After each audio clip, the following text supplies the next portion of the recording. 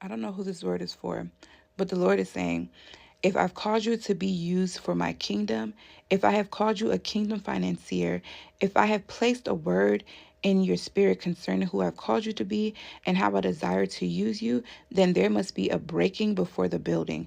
There must be a dying of self before you can step out into that role, especially a dying of self financially.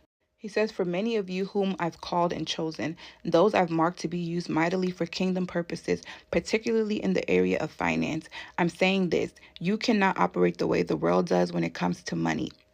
The world has taught you to hustle, to grind, to take matters into your own hands, to wait for no one, not even me. You've been conditioned to believe that your security lies in control, but the truth is that control has become your bondage. He says, you say you want financial freedom, but true freedom is not having control. It's surrendering control. When you believe you're in control of your finances are actually controlling you. When bills are due, you scramble. When things slow down, you panic. You feel like if you stop moving, everything will fall apart.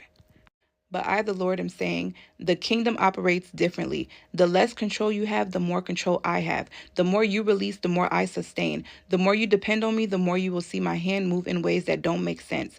Every one of my children must go through the testing, the pruning of surrendering their finances to me so that I can break that worldly mindset and rebuild you in a kingdom mindset that cannot be shaken. He says, when I bless you, I need to know that you're not attached to the blessing. I need to know that when I tell you to give, you will not hesitate. When I tell you to pour into something or someone, you won't question it because you'll understand it was never yours. It was mine all along.